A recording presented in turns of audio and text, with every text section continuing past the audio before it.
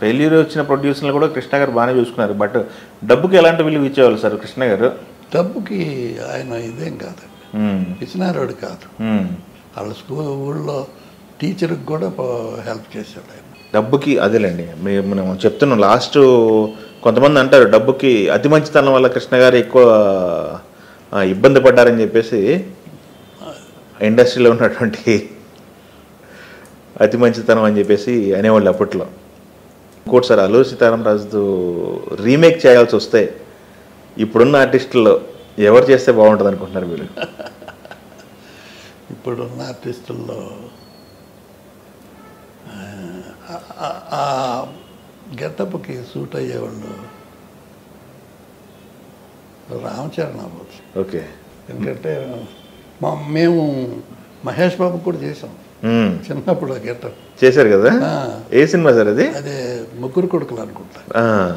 అందుట్లో ట్రైల్ వేసాం, బాగున్నాడు. కృష్ణ గారు ఏమన్నారా గెటప్ చూసి మహేష్ గారు? బాగున్నాడు. మహేష్ గారికి ఎప్పుడు చెప్పేవాళ్ళు కదండి డైరెక్ట్ సినిమాలు చూసిన తర్వాత బాగున్నావని, లేకపోతే అది చెప్పేవాడు. మహేష్కి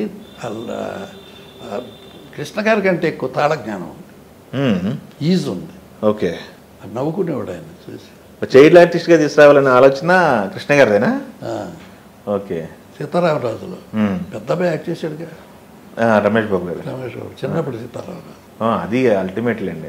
అది సీతారామరాజులో అసలు ప్రతి క్యారెక్టరు రమేష్ బాబు గారిని మహేష్ బాబు గారిని ఇద్దరిని అప్పుడే చేయాలని చెప్పేసి ఆయన రమేష్ బాబు గారు అంటే ముందు వచ్చేసారు, మహేష్ బాబు గారు కాస్త లేట్గా వచ్చేసారు. మీరు కృష్ణ గారు చేసిన సినిమా ప్రతి సినిమా కంపెనీ చూసుకునేవాళ్ళు? కొన్ని చోట్ల ఒక చోట ఏదో హీరోయిన్ రంభ సార్ చూసి మాధవరావు ఒకసారి ఆ అమ్మాయి మేకప్ ఒకసారి చూడు, కరెక్ట్ చేయి. అవి అబ్జర్వ్ కూడా చేసేవాళ్ళ? ఏదన్నా నచ్చకపోతే చూడు మాధవరావు ఒకసారి. ఆయనతో పాటు మిగతా ఆర్టిస్టులను కూడా పట్టించుకునే వాళ్ళు. అది నంబర్ 1 దేనికి ఏదో సినిమా పచ్చని సంసారం. పచ్చని సంసారానికి మాకు గ్యాప్ వచ్చింది. తమ్మారెడ్డి భరద్వాజ్. అవును, గ్యాప్ వచ్చింది కదా. నేను చెన్నైలో ఉన్నాను, ఆయన ఇక్కడ ఉన్నాడు. మాధవరావు చెన్నైలో ఉన్నాడు. ఆ విగ్గా తీర్ని అతనితో చెప్పి చేయించండి, సబ్జెక్ట్ చెబితే విగ్ రెడీ చేసుకుంటాడు. అతను రికార్డింగ్కి వచ్చాడు, వచ్చి నన్ను పిలిచాడు. రా ముసలాయన అన్నాడు. ఎవరు? భరద్వాజ్ గారా? ఆయన కొంచెం చిత్రలు ఆడుతుంటారు చదువుతూ. రా ముసలాయన అన్నాడు. ఇది నేను చేయించుకో విగ్గు, కృష్ణ గారు కథ చెబితే చాలన్నాడు అనేది చెప్పాడు. సరేలే అన్న. నేను వెంటనే రెడీ చేయి, బయలుదేరాల. బయలుదేరుతాను. 2 టైర్ టికెట్ కొని ఇచ్చాడు. నేను చూసుకోలేదు. కంపార్ట్మెంట్ దగ్గరికి వెళ్తే ఏసీలో ఎక్కడ టికెట్ లేదు. కరెక్ట్గా రాంబాబు అట్లా అసిస్టెంట్ ఒకటి పోయాడు. అదే ట్రైన్కి బయలుదేరాడు. వాడికి ఏసీ, థర్డ్ ఏసీ. నేను ఎత్తికితే నాన్ ఏసీలో. ఏంటి గురువు గారు ఎత్తుతున్నారు, రండి అని అన్నాడు. మీది ఎక్కడ టికెట్ అంటే నేను చూపెడితే పరువు పోద్ది.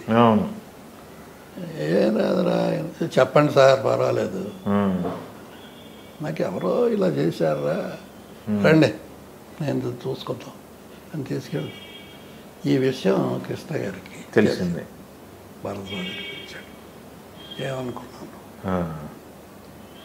ఏమనుకున్నావా, పిచ్చి పిచ్చి వేసాలు వేస్తున్నావు, నెక్స్ట్ నుంచి ఫ్లైట్ టికెట్ కొని పంపించుకున్నారు.